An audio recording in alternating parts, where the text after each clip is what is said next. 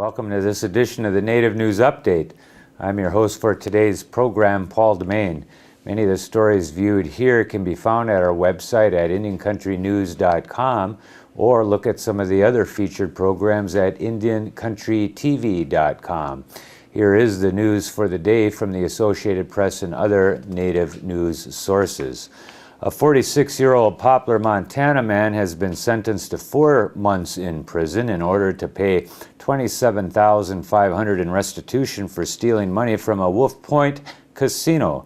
Harry P. 3 Stars pled guilty in November to theft from an Indian gaming establishment by an employee. He was sentenced this week by U.S. District Judge Sam Hayden. 3 Stars admitted taking about $25,000 from Tribal Express between November 2004 and April 2005 to purchase drugs.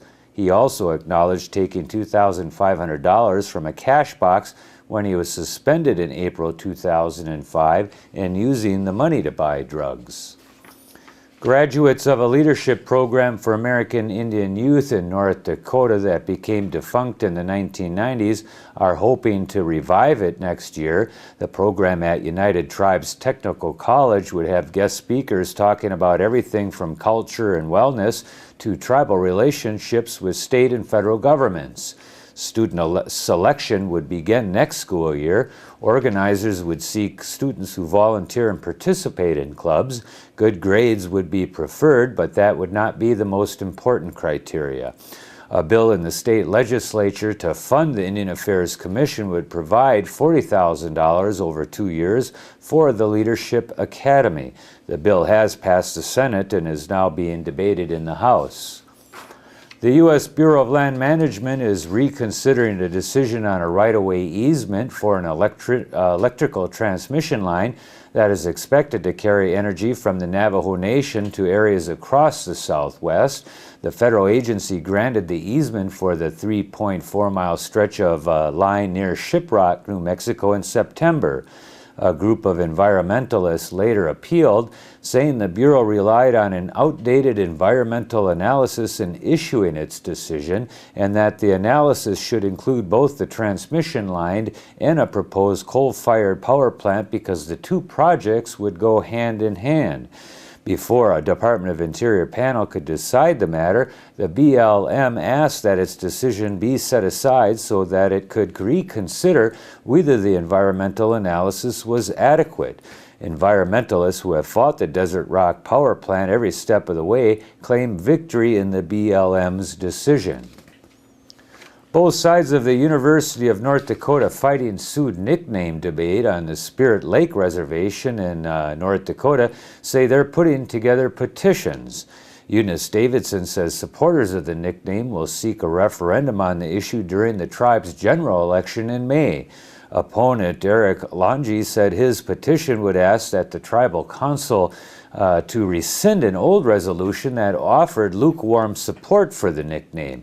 UND needs the support of Spirit Lake and the Standing Rock Sioux tribe to retain the nickname under a lawsuit settlement with the NCAA. It was a celebration 8 years in the making, and its impact on the Wind River Indian Reservation will likely be felt for years to come. When the Wyoming Indians rebounded the final shot Saturday night at the Casper Event Center, the Chiefs had their first Class 2A Wyoming State High School basketball championship since 1981 with a hard-fought 69-61 victory over the Tigers.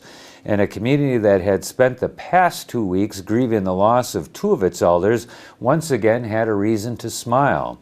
In the week before the regionals, the Chiefs' Melvin Villa lost his grandfather, Joe Oldman, and Malin Glenmore lost his grandmother, Gladys Moss. Villa, whose defense on Lusk's Cody Galt was a big reason for the Chiefs' victory, collapsed on the court after the game and later broke down when talking about his grandfather. What they and the thousands of Wyoming Indians fans in attendance saw was a team overcoming tragedy and coming together with one purpose: bringing the state title back home. It was also a big deal for the countless other chiefs who played in the state tournament but never won a championship. John Underwood played at the Wyoming Indians from 1979 to 1982, but the Chiefs never won more than one game at the state tournament during all those years. Now in a wheelchair as a result of an accident 2 years ago, Underwood watched his son, sophomore Lorenzo Underwood, accept his championship medal after the game. Moments later, Lorenzo climbed down from the platform, waded through the crowd, and placed the medal around his father's neck. She remembers when everyone around her spoke the language of the Wichita. Now they're all gone. So Doris Jean Lamore McLemore, 82, the last Wichita fluent in the language of her people, carries a small tape recorder to save as much as she can. She doesn't know how to play back her own words, but she knows how to turn it on and speak into it when a word or phrase that must be preserved comes to mind. The loss of conversation was so gradual as to be imperceptible to her. The generations of elders passed away over the decades, and she never really saw this day coming. The Wichita language is one of 199 that is critically endangered, meaning there are fewer than 10 elderly speakers according to the United Nations Educational, Scientific, and Cultural Organization. Several hundred people spoke Wichita 4 decades ago when University of Colorado linguistics professor David Root started studying it. Today only 2 or 3 know many of the words, and only McLemore is fluent, he said. When she's gone, a unique form of expression will disappear. For years, McLemore spoke Wichita into a microphone attached to a laptop computer to be transcribed by Root. He still travels to Anadarko, Oklahoma periodically to visit McLemore and document whatever he can. Now, McLemore, her round, expressive face topped with silver hair, is running out of things to say. Whatever comes of the language, it will be her voice that speaks it to future generations on tape recordings. That is a comfort to her and something of a marvel. She says they'll be able to hear my voice way down the line, even though I won't be there. We got a couple powwows to read while we have a chance coming up this weekend. March 13th through the 15th is the Lakehead University powwow at Lakehead University, Thunder Bay, Ontario. We also have the 8th Elders Gathering, March 13th through the 14th at the University of Manitoba in Winnipeg, Manitoba. We also are coming up here, University of Great Falls at the McLaughlin Center in Great Falls, Montana. The Indian Education Powwow, March 13th at the American Indian Magnet School in St. Paul, Minnesota. And the 13th Apache Gold Casino at the Apache Gold Casino in San Carlos, Arizona. Also, if you're out this weekend, you can go to the 27th WAAC. That's at the San Xavier Baseball Field in Tucson, Arizona, March 14th and 15th. And we have the Dighton Intertribal Council Powwow at the Dighton Council Hall in Dighton, Massachusetts.